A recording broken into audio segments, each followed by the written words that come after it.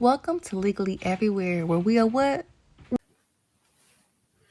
Hey y'all, and we are back. Welcome back to Legally Everywhere, where we are what? We are everywhere. Child, we are looking into everything.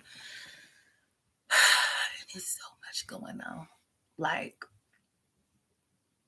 it's so much going on right now that I just want to take a moment to kind of level set and ask a question that has been on my mind literally all week. And really, I guess the conversation and the question turns more so. I'm trying to get my PowerPoint up for y'all. Y'all know how we do. Um, the question that I'm always kind of asking is what's the cost, right? What is the cost? And now that we know for a fact that we are looking at war, um, what is the cost, right?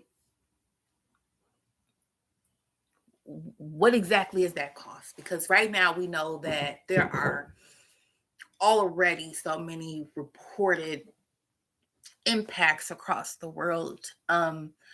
So I'm curious, what is the cost of what we are observing, right? And I had a question in my mind. I was wondering if we're watching history like literally repeat itself.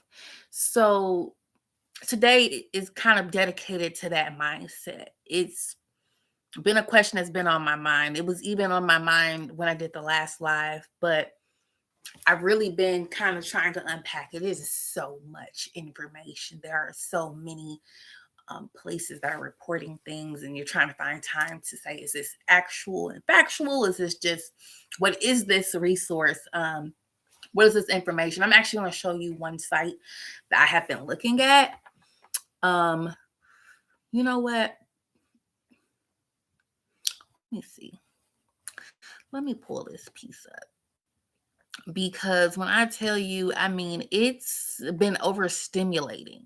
Um, all I can do is try to put somewhat of a viewpoint to what I'm looking at and try to like put a modern and historical lens so we can kind of get a full picture, so to speak.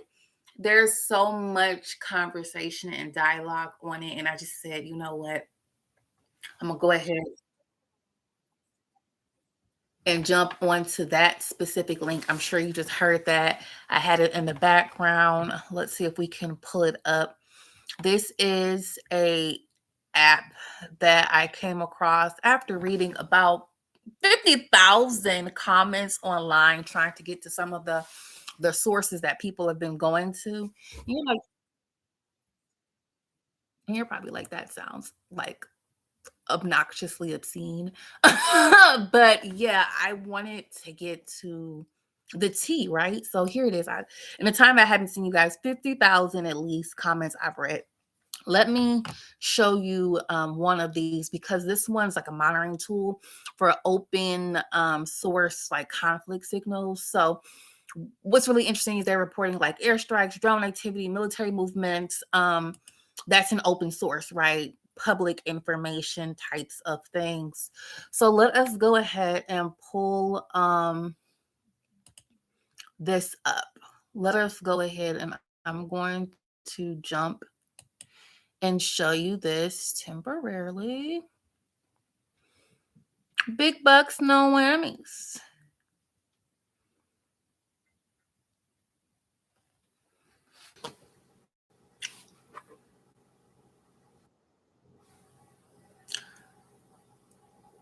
Well, okay, and we are back. I have not a clue what just happened there, but guess what we're gonna do? We're gonna get back into these receipts. You hear me? We're gonna get back into these receipts. So I have no clue why it started talking to me. Scary. But let's go back to the conflictly site. It should be allowing us to make that viewable once again.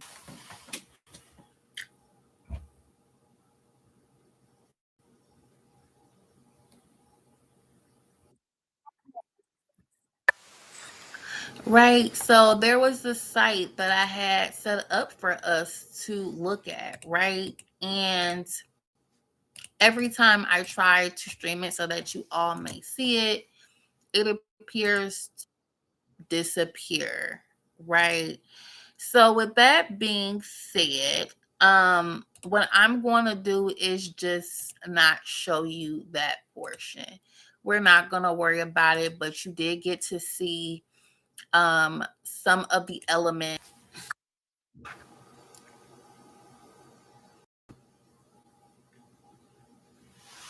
Child, and we back. Now, what I find very interesting, almost a receipt within itself, I tried to show you this particular resource so that you all might be able to track these open source items. I was told this is open source available information.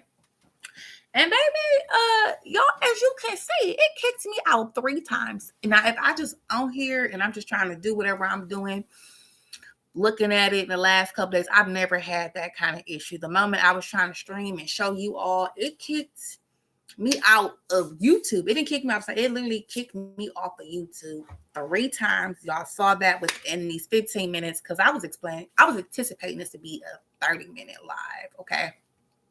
It was more like a historical reflection and I wanted to build some foundation, but baby, that's a receipt. Okay. Wow. Talk about being thrown off like that. That really put me for a loop. The whole thing is moving slower now. I must somebody, you hear me? Okay, so I won't do that again. Listen, you only gotta say something to me once. I'm got to get to shutting my stuff down.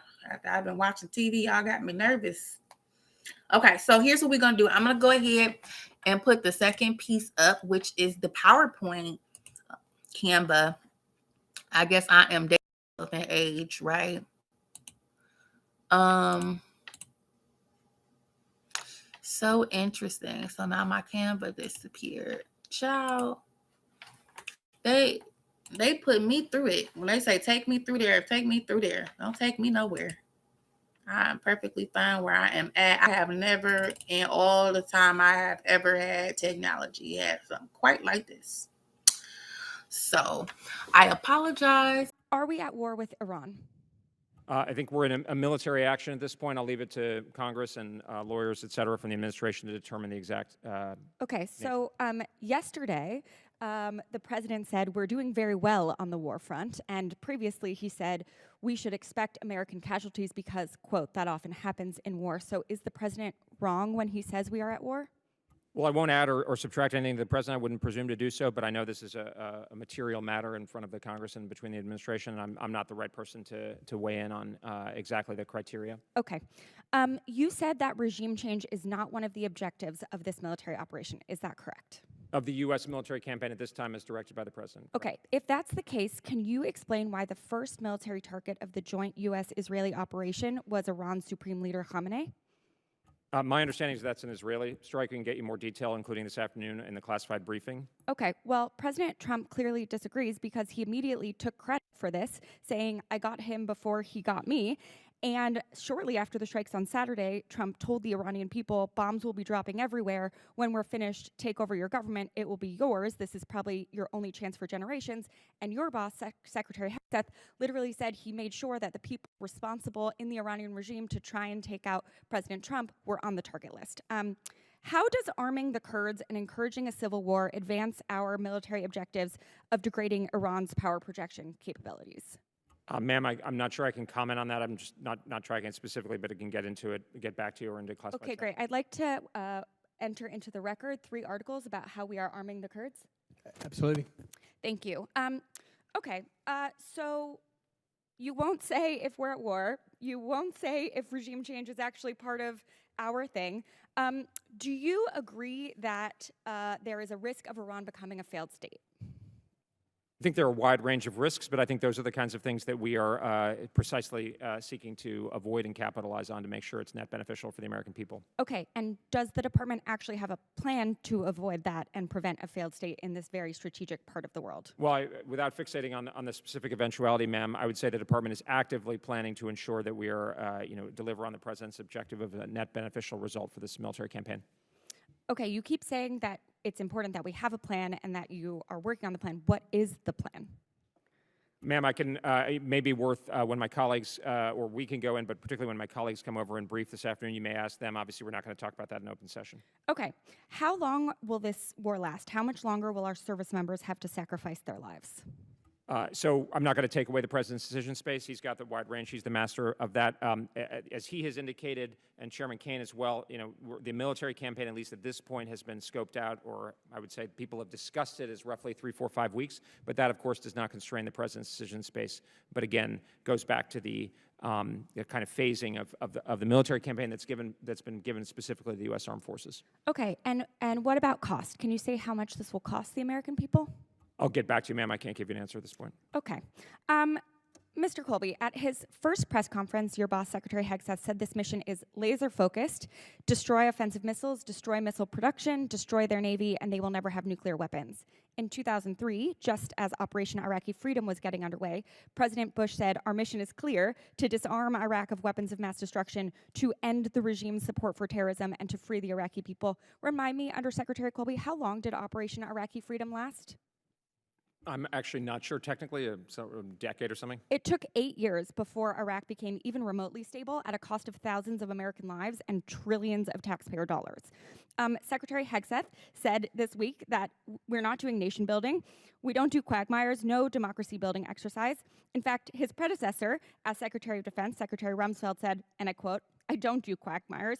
You just said that this isn't going to be another Iraq. Secretary Rumsfeld himself said, of course it won't be Vietnam. We're going to go in, overthrow Saddam, and get out. That's it. The American people are not stupid, Under Secretary Colby. This administration keeps telling us this is not Iraq while using the exact same arguments that were used to justify the war in Iraq. We have already had 6 service members die in this war and dozens more injured. And you can't even give me an answer on what the plan is or what the objectives really are. Our embassies have been attacked. At least $90 million worth of fighter jets were shot down by our allies. And you literally can't even tell me whether this is a war, what we're trying to achieve, or how much it's going to cost the American people. My generation has been paying our entire lives for forever wars that your president promised to end, and yet you sit here today unable to provide us with any clarity. Our service members and the American people deserve better. Mr. Chairman, I yield back.